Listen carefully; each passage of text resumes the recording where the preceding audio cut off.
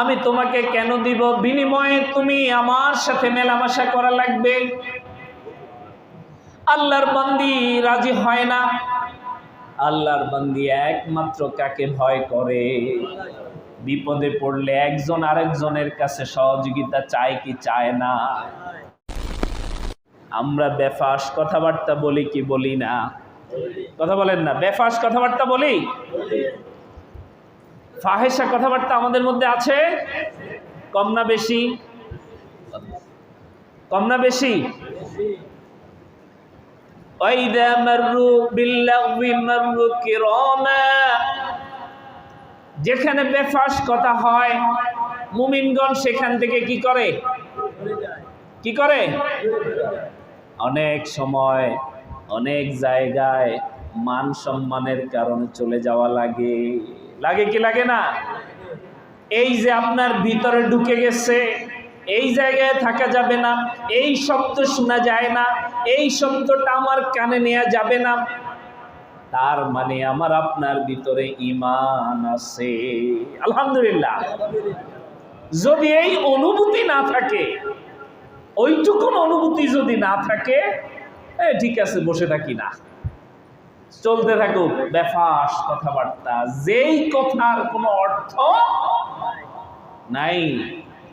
এরকম কথা এই সমাজে হয় না, এরকম কথা এই মহল্লাতে হয় না, দোকানপাটে এরকম কথা হয়। টি স্টল, আমাদের পার্লামেন্ট নাকি, যা আছে আন্তর্জাতিক পলিটিক্স থেকে শুরু করে ন্যাশনাল পলিটিক্স যা আছে সব কিছু চায়ের দোকানে আলোচনা হয় কি হয় না? এটাই হচ্ছে টি স্টল পার্লামেন্ট নাকি?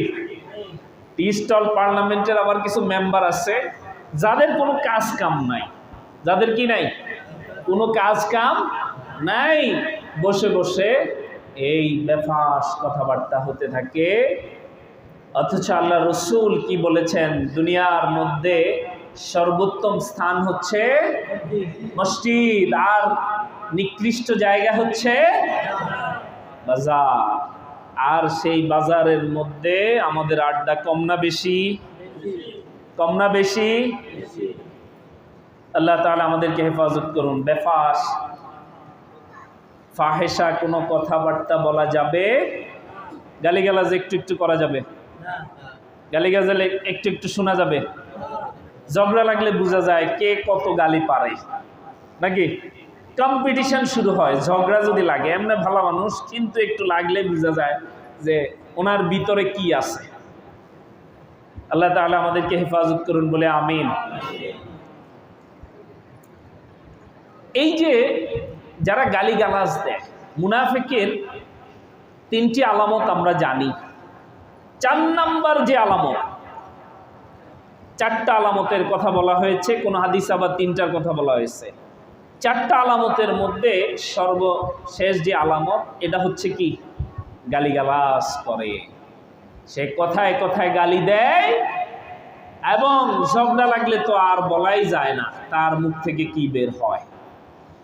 এই জাতীয় ব্যক্তি স্পষ্ট আল্লাহ রসুলের ভাষায় এরা হচ্ছে মুনাফিক। এরা কি? এরা কি?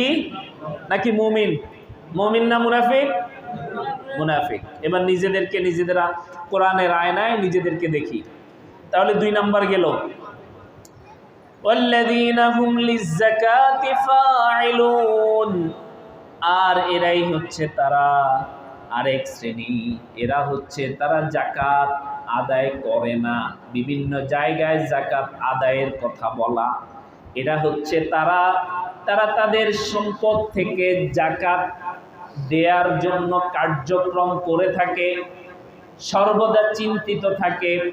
যাকাত আদায় করার ক্ষেত্রে তারা নিজেদেরকে নিয়োজিত রাখে, নিজের সম্পদের ক্ষেত্রে তারা সতর্ক থাকে, বেখেয়াল থাকে না। সম্পদ যাকে আল্লাহর দেয়া আমানত মনে করে, সম্পদটাকে আল্লাহর দেয়া আমানত মনে করার পরে সে এটাকে কর্ম মনে করে যে আমার যাকাত কি পুড়ে গেছে কিনা খবর রাখে, হিসেব রাখে, সতর্ক থাকে, বেখেয়াল হয় না। নিজের ব্রেনের ভিতরে এটাকে ঢুকিয়ে নেয়, হার্টের মধ্যে এটাকে সতর্ক করে নেয়, অন্তঃকরণে গেঁথে নিয়েছে যাকাত আদায় করা আমার সময় হয়ে গেছে, হিসেবে চলে আসছে, কত দ্রুত সেটা আদায় করবে। সুবহানাল্লাহ বলে। এরকম অস্থির আমাদের মধ্যে আছে না নাই? আছে। আল্লাহ তাআলা কবুল করুন বলে আমিন। এরপরে হচ্ছে আল্লাযীনা হুম লিফুরুজিহিম হাফিজুন, এবং যারা তাদের নিজেদের লজ্জাস্থানকে হেফাজত করে থাকে, নিজেদের লজ্জাস্থানকে তারা হেফাজত করে কার খুশির জন্য?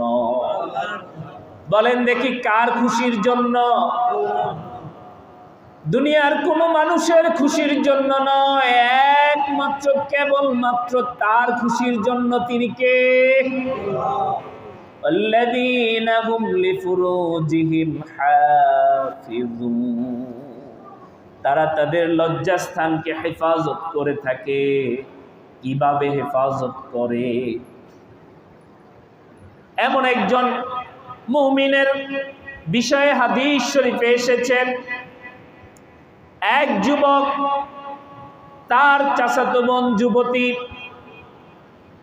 তার চাচাতো বোন তার কাছে অর্থকড়ি ঋণ চেয়েছে, হাওলাত চেয়েছে। চাচাতো বোন তার কাছে হাওলাত চেয়েছে, ভাই তাকে চাচাতো ভাই বলতেছে, আমি তোমাকে কেন এটা দিব? আমি তোমাকে কেন দিব? বিনিময়ে তুমি আমার সাথে মেলামেশা করা লাগবে। আল্লাহর বান্দি রাজি হয় না। আল্লাহর বান্দি একমাত্র কাকে ভয় করে? বিপদে পড়লে একজন আরেকজনের কাছে সহযোগিতা চায় কি চায় না? কথা বলে না, চায় কি চায় না? একজন আরেকজনের কাছে সহযোগিতা চায়। এটা সামাজিক শিষ্টাচার। এই শিষ্টাচারের কারণে ওই বোনের অর্থকড়ি দরকার হয়েছে, চেয়েছে, কিন্তু সে শর্ত দিয়েছে তার সাথে মেলামেশা করা লাগবে। নাউজুবিল্লাহ বলেন। এভাবে একদিন নয়, 2 দিন নয়, বেশ কয়েকদিন চলে গেল। আল্লাহর বান্দির খুবই প্রয়োজন অর্থের, কোনো উপায় না দেখে একটা পর্যায়ে গিয়ে কিছু করার নাই আর, বলল, ভাই তোমার যা ইচ্ছা তাই করো, কিন্তু আমার এই বিপদ থেকে উদ্ধার করার জন্য তুমি অর্থকড়ি দাও। অর্থকড়ি দিবে এই শর্তে ওই যুবক যখন তার কাছে গেল, যুবক যখন তার কাছে চলে গেল, হাদিস শরীফে আসলো, যুবক যখন তার 2 পায়ের কাছে চলে গেছে, এমন সময় আল্লাহর বান্দি শুধু তাকে বলল, আল্লাহর বান্দা, দুনিয়ার কোন মানুষ দেখে না, একজন তো দেখে, তিনি হচ্ছেন আল্লাহ। তুমি কাউকে ভয় করো আর না করো, সে আল্লাহকে ভয় করো, সে আল্লাহকে ভয় করো। আল্লাহু আকবার। যুবকের এই কথাটা অন্তঃকরণে গেঁথে গেল। গুনাহটা করবে, ঠিক ওই মুহূর্তে আল্লাহর বান্দি এই কথাটা বলল, সে ওখান থেকে ফিরে চলে আসলো। আল্লাহু আকবার। তার অন্তরে গেঁথে গেল। দুনিয়ার কোন মানুষ দেখছে না, দেখছেন কে? কথা বললেন না, দেখছেন কে? সে আল্লাহ এখনো আছে না নাই? আগের চাইতে একটু বয়স হয়ে গেছে? বাংলাদেশে একটু কম দেখে? কথা বলেন না। সে আল্লাহ এখনো আছে না নাই? সে আল্লাহ এখনো আছে। আমাদের গুনাহ কমছে না বাড়ছে?